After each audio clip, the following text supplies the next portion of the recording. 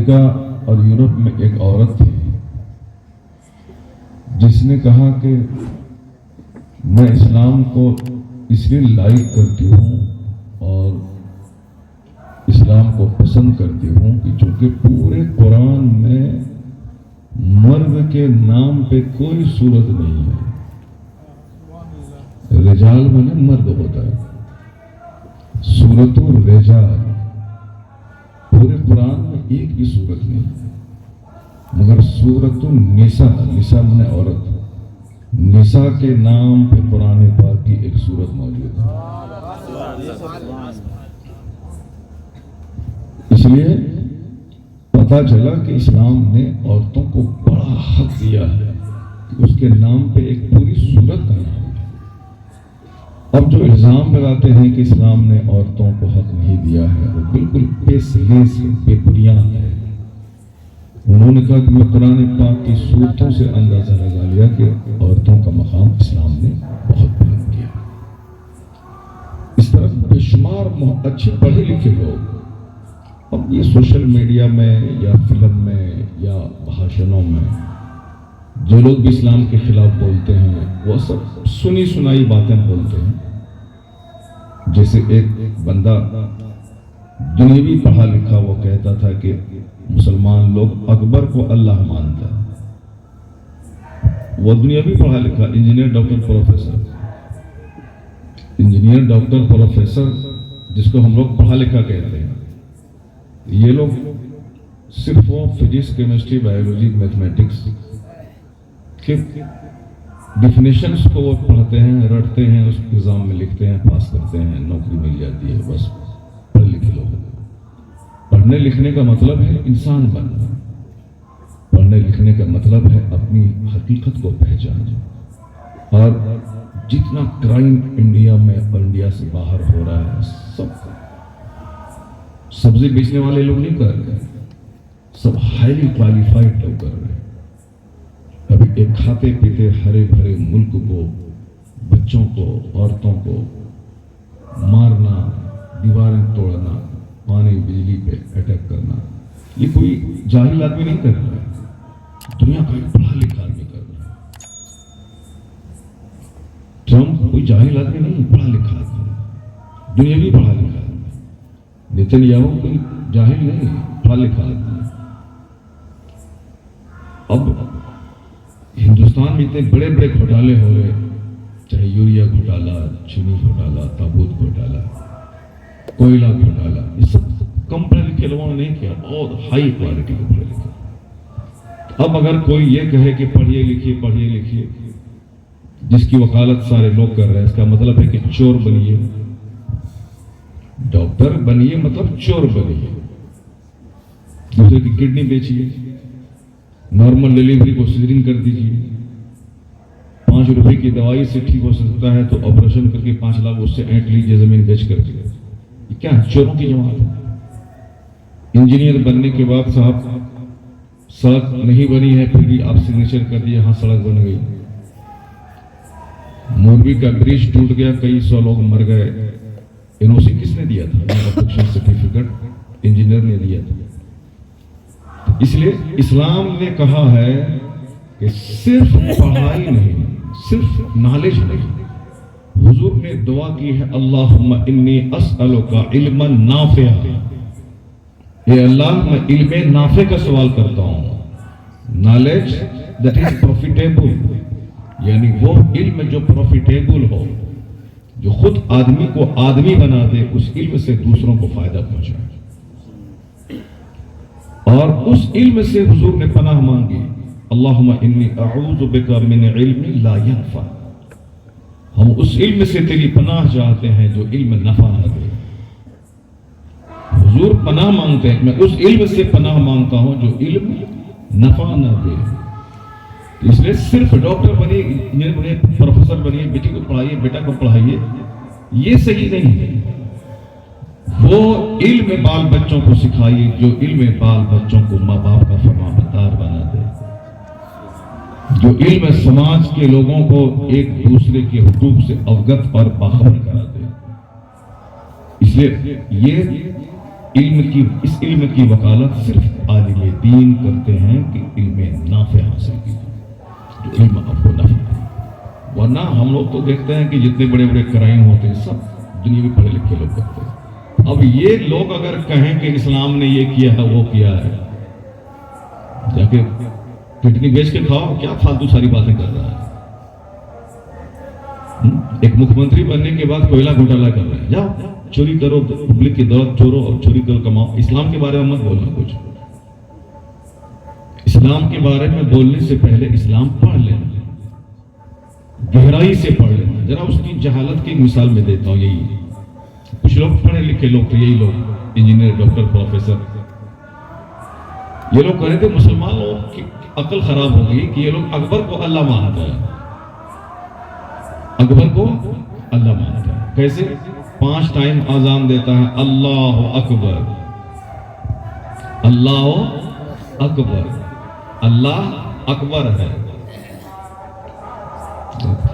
ہمارا ٹھیلا پہ سبزی بیچنے والا، سڑک کے کنارے سیب بیچنے والا، وہ بھی جانتا ہے کہ اس میں جو اکبر بولا جاتا ہے وہ اکبر سے مراد وہ اکبر بادشاہ نہیں ہے۔ اکبر عربی کا لفظ ہے جس کا معنی ہوتا ہے دا گریٹسٹ۔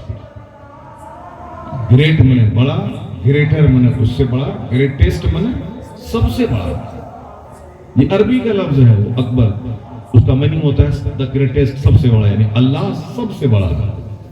یہ دیکھیے انجینئر، ڈاکٹر، پروفیسر، منسٹر کہلانے والے لوگ اکبر کا میننگ نہیں جانتے ہیں اور کہتے ہیں کہ مسلمان لوگ اکبر کو اللہ مانتا ہے۔ اسی طرح سے ایک پڑھا لکھا آدمی، بات اس لیے چل گئی آپ کے سامنے کہ اسلام کے خلاف لوگ بول رہے ہیں، عورت کو حق نہیں دیا تو یہ کر دیا، بوجھ دے دیا، وہ دے دیا، وہ دے دیا۔ یہ کون لوگ بولتے ہیں؟ اس کو پاخانہ دھونے نہیں آتا ہے۔ یہ قسم کھا کے کہتا ہوں ان کو پاخانہ صاف کرنا نہیں آتا ہے۔ اب ظاہر سی بات ہے، چھوٹے سے لوٹا میں پانی لے کے آدمی چلا جائے گا۔ ہم لوگ 4 بدنہ میں صاف کرتے پھر بھی صاف نہیں ہوتا، یہ چھوٹا سے لوٹیا میں لے جا کر کے پاخانہ لپیٹ کے چلے آئے، کیا کہیں گے اس کو؟ وہ لپیٹ کے نہیں آگے وہ صاف ہوتا اس سے۔ اور یہ چلے ہیں اسلام کے خلاف بولنے کو، اسلام نے عورتوں کو حق نہیں دیا، جب پاخانہ صاف کرو پہلے، کیا فالتو والی باتیں بولتا ہے۔ اس لیے اگر کوئی کچھ بول رہا ہے تو پہلے دیکھیے بولنے والا کیسا ہے۔ وہ آدمی جو دلی میں کہہ رہا تھا کہ اللہ تعالیٰ نہیں ہے، اللہ کے وجود پہ جو بحث کر رہا تھا، جاؤ فلم میں جا کے ناچو تو پیسہ کماؤ، کہا کہ فالتو باتیں کر رہے ہیں۔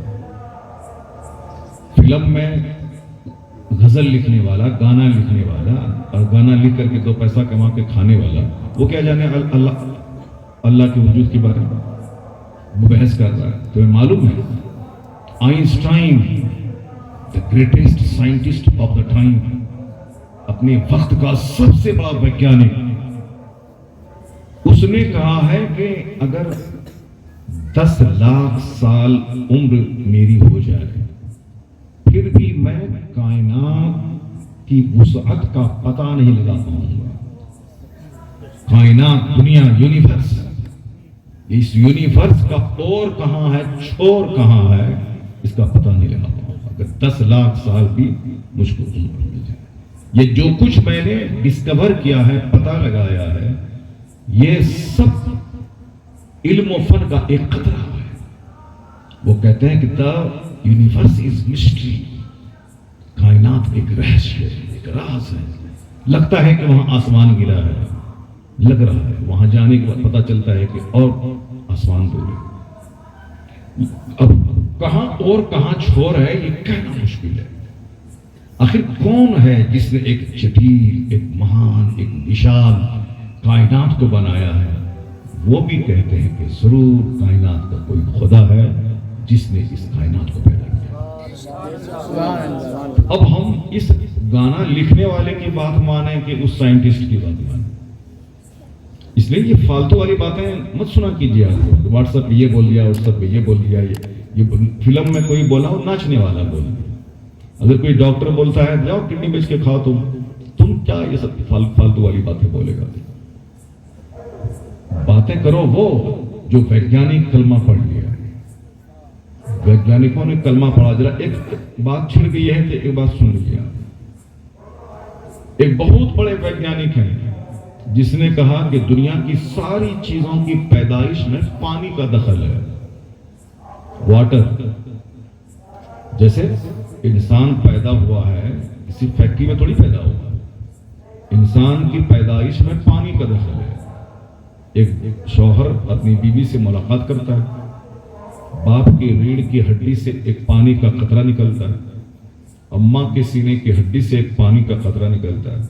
وہ دونوں پانی جا کے یوٹیرس بچہ دانی میں جمع ہوتا ہے. پھر وہ پانی 40 دن اپنی حالت میں رہتا ہے. پھر اگلے 40 ڈیز لوتھڑا بنتا ہے. پھر اگلے 40 دن کے بعد اس میں ڈھانچہ اسٹرکچر بنتا ہے. پھر اگلے 40 دن کے بعد اس میں جان ڈالی جاتی ہے. پھر 2-4 مہینے کے بعد جب میچیور ہو جاتا ہے بچہ تو 9 مہینے کے بعد ماں کے شکم میں پیدا ہوتا ہے، اس بچہ دانے سے نکلتا ہے. تو انسان کی پیدائش پانی کی وجہ سے. وہ اللہ فرماتا ہے کہ وَجَعَلْنَا مِنَ الْمَاءِ كُلَّ شَيْءٍ حَيٍّ، ہم نے ہر لیونگ چیز، ہر جاندار چیز کو پانی سے بنایا. وَاللَّهُ خَلَقَ كُلَّ دَابَّةٍ مِّن مَّاءٍ، اللہ نے ہر چوپائے کو پانی سے بنایا. انسان کی پیدائش میں پانی کا دخل، جانوروں کی پیدائش میں پانی کا دخل. ہر جہاں بھی جائیں، چاند پہ جانے کی بات ہو رہی ہے، مگر سوال ہوتا ہے کہ وہاں اگر گھر بنا لیا جائے تو پانی کہاں سے آئے گا؟ وہاں پانی ہے کہ نہیں ہے؟ تو سب پہلا سوال، بغیر پانی کے انسان زندہ نہیں رہ سکتا.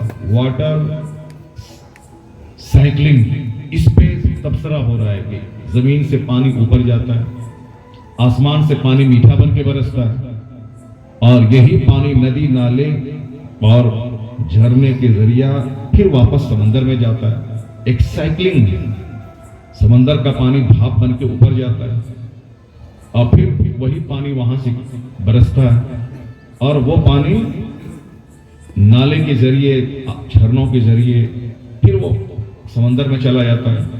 جیسے کہیں کوئی فوارہ لگاتا ہے تو وہی اندر پانی ہے، اسی پانی کو مشین کے ذریعے باہر پھیلایا جاتا ہے، پھر وہی پانی گرتا ہے الگ سے، وہی پانی. ایک سائیکلنگ اس کے پانی کا چکر ہے. یہ ساری باتیں کرنے والا ویگیانک، ہر چیز میں پانی کا دخل ہے، پانی کے بغیر لائف کا قائم رہنا مشکل ہے. جب ان لوگوں کو پتہ چلتا ہے کہ یہ بات جو میں نے 10 سال دماغ جلا کے ریسرچ کر کے میڈیٹیشن کر کے میں نے دنیا والوں کے سامنے جو بات رکھی ہے، اور یہ بات بالکل کلیئرلی قرآن کریم میں موجود ہے کہ وَاللَّهُ خَلَقَ كُلَّ دَابَّةٍ مِّن مَّاءٍ، اللہ نے ہر جاندار کو پانی سے بنایا ہے. وَجَعَلْنَا مِنَ الْمَاءِ كُلَّ شَيْءٍ حَيٍّ، ہم نے ہر لیونگ چیز کو پانی سے بنایا ہے. وہ کہتے ہیں کہ I am first man of the world، میں دنیا کا پہلا آدمی ہوں جس نے دماغ جلا کے پتہ لگایا کہ ہر چیز کی پیدائش میں پانی کا دخل ہے. اور یہی بات اگر قرآن میں موجود ہے، اس زمانے سے 1400 سال پہلے نازل ہوا قرآن. اس زمانے میں نہ امریکہ کا وجود تھا، نہ اس زمانے میں سائنس کا نام دنیا جانتی تھی، نہ فزکس کیمسٹری بایولوجی کا نام جانتی تھی. اگر یہ بات جو میں نے پتہ لگایا اور قرآن میں موجود ہے، یہ اس بات کی دلیل ہے کہ قرآن کسی بندے کا کلام نہیں، وہ دنیا کے پیدا کرنے والے خدا کا کلام. گانا لکھو جا کے پیسہ کماؤ، کیا فالتو والی باتیں بولتا ہے کہ اللہ نہیں ہے. لیکن ناچو پیسہ کماؤ، پیسہ ہی کمانا ہے تو ناچ کے پیسہ کماؤ، ادھر بھی ناچ کے پیسہ کما رہا ہے. جب پیسہ کماؤ، فالتو والی باتیں مت کرنا. اسلام بہت بڑا مذہب ہے، قرآن کسی انسان کا کلام ہے، اللہ کا کلام. اور اس کلام کا مقابلہ جب کسی انسان کے پاس نہیں ہے تو پھر اس کلام پر کلام نہیں کرنا چاہیے، بلکہ بلائنڈلی آنکھ بند کر کے اس کی سچائی کو مان لینا چاہیے. اس طرح کی بہت ساری باتیں آپ کے سامنے میں پوچھ سکتا ہوں. اب ایک بات اور سناتا ہوں، کیونکہ ابھی ایک بحث چھڑی تھی کہ اللہ تعالیٰ ہے کہ نہیں ہے. معاذ اللہ، سارے لوگ موبائل میں دیکھ رہے تھے اور مسلمان کنفیوژن کے شکار تھے کہ صاحب یہ کون سی بحث لے کے چلا ہے، اس پر تو کوئی چرچا ہی نہیں ہونی چاہیے. سارے لوگ مان رہے ہیں کہ دنیا کو پیدا کرنے والا کوئی ہے، مگر یہ کہہ رہا ہے کہ کوئی عقلی دلیل دیجیے. اب عقلی دلیل، ایک دلیل یہ بھی ہوئی صاحب، ویگیانکوں نے کہا کہ ہر چیز میں پانی کا دخل ہے. اب یہ بات قرآن کریم میں موجود ہے. جس وقت سائنس کا نام دنیا نہیں جانتی تھی، یہ اس بات کی دلیل ہے کہ قرآن کریم اللہ کا کلام ہے۔ اب اسی طرح سے ایک بات اور سنیں، یہ دودھ جو ہے صاف شفاف دودھ ہے۔ ہم لوگ چونکہ اسلام کا ایک بڑا قانون نکاح کا قانون ہے، اس نکاح کی محفل میں جمع ہے۔ نکاح ہزاروں قانون میں سے ایک قانون ہے اسلام کا، تو کچھ لوگ مالا ڈال کے نکاح کر لیتے ہیں اور کچھ لوگ پھیرا لگا کے نکاح کر لیتے ہیں۔ جیسے بھی ہو، جیسے اگر ایک غیر مسلم لڑکا ہے، غیر مسلم لڑکی ہے، یہ دونوں اگر مالا ڈال کر کے پبلک کی موجودگی میں اگر وہ شادی کر لیتا ہے اور کچھ دنوں کے بعد دونوں کلمہ پڑھ کے مسلمان ہو جاتا ہے، مفتی صاحب موجود ہیں، ان سے پوچھیے کہ الگ سے نکاح پڑھانے کی ضرورت نہیں ہے، وہی پرانا نکاح ان کا باقی رہ جائے گا۔ بولیے نا سبحان اللہ، کیا منہ دیکھ رہے ہیں؟ زور سے بولیے سبحان اللہ، ورنہ پھر وہ بات بولنے لگیں گے، پلنگ لڑکی لے آئے گی سوئے گا جھگڑا، پھر وہ بات بول ابھی ٹھیک سے بول رہے ہیں، اس کو سنیے آپ، وہ بالکل 100% صحیح ہے، وہ بات بھی جو بولے وہ 100% صحیح ہے۔ کروڑوں آدمی اس کو دیکھا ہے، غیر مسلم ہندو اس کی عورتیں سب لائک کرتی تھیں کہ بھئی مولانا صاحب نے بہت سچ کہا ہے، چونکہ ہمارے ہاں جہیز بہت کم ہے، ان کے ہاں جہیز بہت زیادہ ہے۔ اس کے ہاں تو انجینئر بنے کہ ڈی ایم بنیے، مگر جب تک 50 لاکھ روپے نہیں دیے شادی نہیں ہوتی ہے۔ اب شادی کی وجہ سے ان کا گھر اجڑ رہا ہے، ان کی زمینیں بک رہی ہیں، ان کا خاندان تباہ ہو رہا ہے، لڑکیاں 50 سال کی بوڑھی ہو رہی ہیں، شادی نہیں ہو رہی۔ اس لیے ان کو لگا کہ مولانا صاحب نے بالکل سماج کی دکھتی ہوئی رگ پہ ہاتھ رکھ دیا، بہت سٹیک بات، چونکہ ابھی میٹھی اچھی باتوں سے کام نہیں چلنے والا ہے۔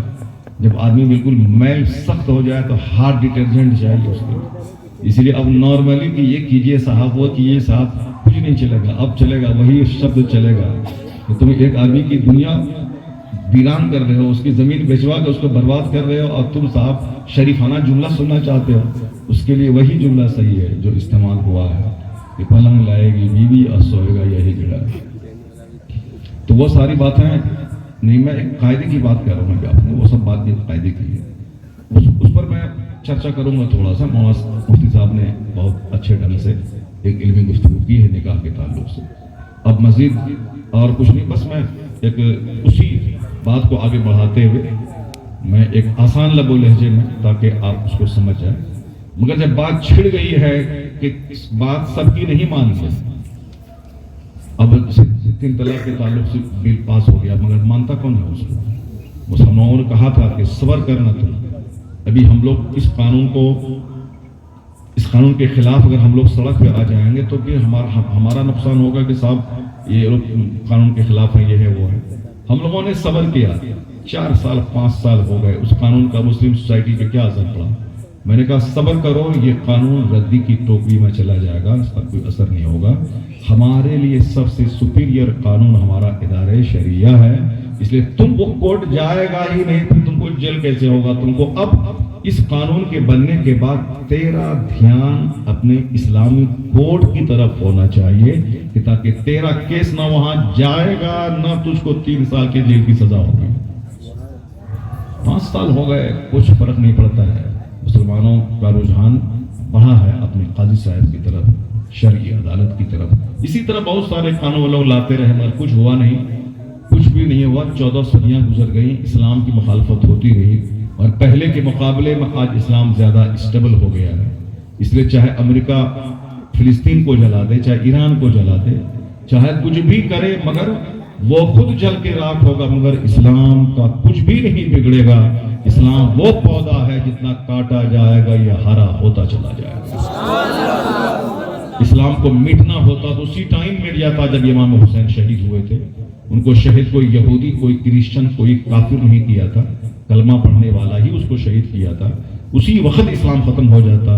لیکن ہماری تاریخ بتاتی ہے کہ امام حسین ظلماً شہید کیے گئے، ان کے خون کے قطرے سے وہ رنگ پیدا ہوا کہ جو اسلام عرب کے جغرافیہ میں محدود تھا وہاں سے نکلا، پوری دنیا میں آندھی بن کے چھا گیا۔ اب ذرا سنیے، اس لیے کبھی تبصرہ مت کیجیے گا کہ اب ایران جل رہا ہے تو کیا ہوگا۔ ایران جل رہا ہے، آج 30 دن ہو گیا، امریکہ اور اسرائیل جل رہا ہے۔ اس کی ناک میں دم کر رہا ہے. بھلے ہی ایران کے لوگوں سے ہمارا کچھ اختلاف عقیدے کا ہے، وہ اپنی جگہ ہے، مگر ساری دنیا جان رہی ہے کہ اسلامی کنٹری پہ اٹیک امریکہ اور اسرائیل کر رہا ہے. مگر بہادروں نے بتا دیا کہ کافروں کی عقل یہاں نہیں ہوتی ہے، اور اسلام کا کلمہ پڑھنے والوں کی عقل کہاں ہوتی ہے. ان لوگوں نے بتا دیا کہ تم ڈال چلتے ہو تو ایران پات چلتا ہے. اکیلا ایک ملک پورے اسرائیل اور پورے امریکہ کو اس کی اوقات یاد دلا دیا. بھلے ہی وہ مٹ جائے کل الگ بات ہے، ایران مٹے گا مگر اسلام نہیں مٹے گا.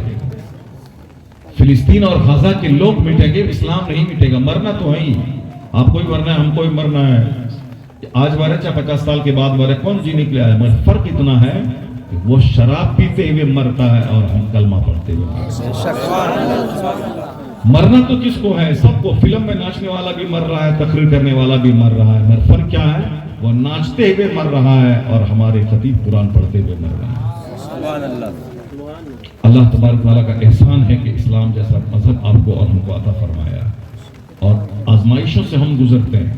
کیا بارش ہو رہی ہے؟ اچھا، بوندا بوندی ہو رہی ہے. ہم لوگ ختم کر دیں گے، تقریر بہت اچھی ہو چکی ہے. اب ذرا بس ایک پوائنٹ اور میں بتاتا ہوں، اس کے بعد پھر میں نکاح پہ تھوڑا سا آتا ہوں، پھر تقریر ختم کرتا ہوں. ذرا غور سے سنیے گا. یہ دودھ صاف سفید شفاف دودھ کہاں سے نکلتا ہے؟ ویگیانک کیا کہتے ہیں اس کو سن لیجیے پہلے، اس کے بعد پھر ہم قرآن شریف کی آیت پڑھتے ہیں. ویگیانک کہتے ہیں کہ یہ جو گائے بھینس ہے، جانور، دودھ دینے والا جانور، یہ پہلے گھاس کھاتی ہے جانور، اور یہ گھاس کوئی بھی جانور جو چارہ کھاتے ہیں سب جانور، اور یہ گھاس پیٹ میں جانے کے بعد یہ ڈائجسٹو مشین ہے پیٹ میں، جیسے ہم لوگ روٹی کھائے وہ مشین میں وہاں جا کر کے وہ پسا گیا، پھر اب ایک طرف پیشاب بنا، ایک طرف پخانہ بنا، ایک طرف بلڈ بن کے پورے جسم میں پھیلا. اگر بلڈ نہیں بنے گا تو پھر مر جائیں گے آپ. کھانے کا مطلب ہی ہے کہ اس کے بلڈ بنے، زندہ رہے. جس کا بلڈ نہیں بنتا ہے تو وہ لاکھوں لاکھ کروڑوں خرچ کر کے ایمس میں، ہاسپٹل میں پڑے ہوئے ہیں، زمین بک رہی ہے، خون الگ سے چڑھا رہا ہے کیونکہ بلڈ اندر بن نہیں رہا. بلڈ بننا بہت بڑی بات ہے، اور آپ لوگ غریبی پہ روتے ہیں کہ ہمارے پاس مال نہیں ہے. اللہ تعالیٰ آپ کو 1 ارب روپے دے دے گا مگر سارا روپیہ بلڈ میں خرچہ ہو جائے گا. پھر اس سے بہتر ہے کہ 1 ٹکا خرچ نہیں ہو رہا ہے، روزانہ سوکھی روٹی کھاتے ہیں، بلڈ بن رہا اور ہم زندہ ہیں. تو اب یہ بلڈ بن رہا ہے، ایک طرف پخانہ اسٹول، ایک طرف یورین پیشاب. تو ویگیانک کہتے ہیں کہ اسی گوبر اور خون کے بیچ سے ایک رگ ہے، نس، جس سے رس کر دودھ نکلتا ہے. اسی کے بیچ سے، گوبر اور خون کے بیچ سے دودھ نکلتا ہے. ایک عجوبہ چیز ہے. دودھ میں نہ گوبر کی مہک ہے اور دودھ میں نہ خون کی سرخی ہے. ایک عجوبہ چیز ہے. وہ کہتے ہیں کہ اب چونکہ یہ بات جب سائنس کا علم بڑھا، دماغ جلانا شروع کیا، اب وہ ٹیسٹ کرنا شروع کیا، تب پتا چلا کہ بلڈ یہاں سے دودھ نکلتا ہے، صاف شفاف ہیلدی صحت مند دودھ، جو 4 سال کے بچے کے لیے بھی، ایک دن کے بچے کے لیے بھی مفید ہے، اور 100 سال کے بوڑھے کے لیے بھی دودھ مفید ہے. 4 مہینے سے ہم کو دودھ منع کر دیا ڈاکٹر کھانے کے لیے کیونکہ اٹیک آیا تھا. مگر اس کے بغیر ہم جی نہیں سکتے ہیں. اگرچہ نہیں کھا رہے ہیں مگر ہم کمزور ہو گئے ہیں. ہماری ماں کہتی ہے کہ تم تو دودھ کے رسیا تھی، دودھ کے بغیر تمہارا جینا مشکل تھا. رمضان کے دن میں میری صحت سب سے اچھی ہو جاتی تھی. میں 10 سال کی عمر سے روزہ رکھتا ہوں. چونکہ رمضان میں ہم دودھ کا استعمال زیادہ کرتے تھے تو رمضان موٹے تازے ہو جاتے تھے. لیکن ابھی دودھ ڈاکٹروں نے بند کر دیا ہے تو بالکل ہم کمزور ہو گئے ہیں. ابھی 1 مہینہ اور مانیں گے ڈاکٹر کی بات، اس کے بعد نہیں مانیں گے. اس کے بعد دودھ ہم شروع کر دیں گے چاہے کچھ بھی بولے ڈاکٹر. تو دودھ ایسی غذا ہے جو 1 دن کے بچے کے لیے بھی مفید ہے اور 100 سال کے بڈھے کے لیے بھی مفید ہے. اب یہ صحت مند دودھ، صاف اور شفاف دودھ نکلتا ہے کہاں سے؟ گوبر کے بیچ سے. نکلتا ہے کہاں سے؟ خون کے بیچ سے. ویگیانک حیران ہے. لیکن جب اس ویگیانک کی نظر قرآن کی اس آیت پہ پڑتی ہے کہ قرآن میں آپ لوگ مسلمان ہیں، جیسے تراویح سن لیا رمضان میں، یعلمون اللہ اکبر، ایسی سنتے ہیں اور کیا. وہ جسے حرم شریف کا امام پڑھتا ہے, عقیدے کا اختلاف ہے, قرآن بڑا اچھا پڑھتا ہے. اب وہ قرآن پڑھتا ہے ویسا کہیں ہوتا ہے نہیں, 3 دن کا ختم, 10 دن کا ختم, 4 دن کا ختم. اس طرح قرآن پڑھنا بھی گناہ ہے, اس کو سننا بھی گناہ ہے. اس سے بہتر ہے کہ سورہ تراویح پڑھ لے بندہ, الم تر کیف فضل قلوب بالناس تک. بس ایک رسم ادا کر دیا 3 دن میں, 6 دن میں, 10 دن میں, 8 دن میں. گناہ کیا, سنانے والا بھی مجرم اور سننے والا بھی مجرم, یعنی دونوں گناہ ہے. قرآن پاک یہ اس لیے نازل نہیں ہے. The Quran has been revealed to read it, to understand it, to consider it, to act upon it. قرآن اس لیے نازل ہوا ہے کہ اس کو پڑھا جائے, اس کو غور کیا جائے, اس کے معانی پہ غور کیا جائے اور قرآن پاک کے مطابق زندگی بسر کی جائے. پھر قرآنی سسٹم کو لے کے سماج میں پھیلا جائے, سماج کے لوگوں کو اویئر کیا جائے کہ یہ خدا کا نظام ہے جو تمہارا پیدا کرنے والا ہے. تمہارے اپنے نظام میں تمہارے لیے نقصان ہو سکتا ہے, مگر یہ تمہارے پیدا کرنے والے خالق کا دیا ہوا قانون ہے, اس میں سب کے لیے بھلا ہے. اس لیے کچھ قانون کو بتائے گا کون دوسرا, جب مسلمان خود اس پر عمل نہیں کرتا ہے, خود نہیں سمجھتا ہے. تو قرآن پاک بہت بڑے پلان کے تحت نازل ہوا ہے, مگر ہم لوگ ٹھیک سے پڑھتے بھی نہیں ہیں تو سمجھیں گے کیا. اب ذرا سنیے غور سے, جب لوگوں کی نظر اس آیت پر پڑتی ہے, وَإِنَّ لَكُمْ فِي الْأَنْعَامِ لَعِبْرَةً, undoubtedly in animals are lessons for you. کیا کہتے ہیں قرآن میں آیا کہ تمہارے لیے جانوروں میں آنکھ کھلنے کی بات ہے, تمہارے لیے ان جانوروں میں عبرت کا مقام ہے. نسقیکم مما فی بطونہ من بین فرث ودم لبنا خالصا سائغا للشاربین. اللہ کہتا ہے کہ تیرے لیے ان جانوروں میں عبرت کی جگہ ہے, عبرت کا مقام ہے. عبرت اور نصیحت ہے کہ ہم تجھ کو پلاتے ہیں اس کے پیٹ سے نکال کر وہ چیز وہاں سے نکالتے ہیں جو گوبر اور خون کے بیچ سے نکالتے ہیں. من بین فرثیوں و دم, فرث من گوبر, دم من خون. ہم گوبر اور خون کے بیچ سے وہ چیز نکال کے تجھ کو پلاتے ہیں. کون چیز؟ لبنن خالصا سائغا للشاربین, یعنی صاف شفاف پینے والوں کے لیے صحت بخش دودھ نکال کے تجھ کو پلاتے ہیں. یہاں قابل غور بات ہے کہ من بین فرثیوں و دم, یعنی گوبر اور خون کے بیچ سے نکالتے ہیں دودھ. جو بات آج ویگیانک دماغ جلا کے 10 سال ریسرچ کر کے تب دنیا والوں کے سامنے رکھتے ہیں, اور وہ بات مسکراتے ہوئے قرآن کریم میں موجود وہ سائنسداں پاتے ہیں. وہ کہتے ہیں کہ ہم لوگ پہلے آدمی ہیں جس نے پتہ لگایا کہ دودھ گوبر اور خون کے بیچ سے نکلتا ہے. اور یہی بات اگر قرآن میں موجود ہے, یہ اس بات کی دلیل ہے کہ قرآن سچ ہے, اسلام حق ہے, اور کوئی ہے جو ساری کائنات کا پیدا کرنے والا ہے, اسی کو خدا کہتے ہیں, وہی ہمارا رب ہے.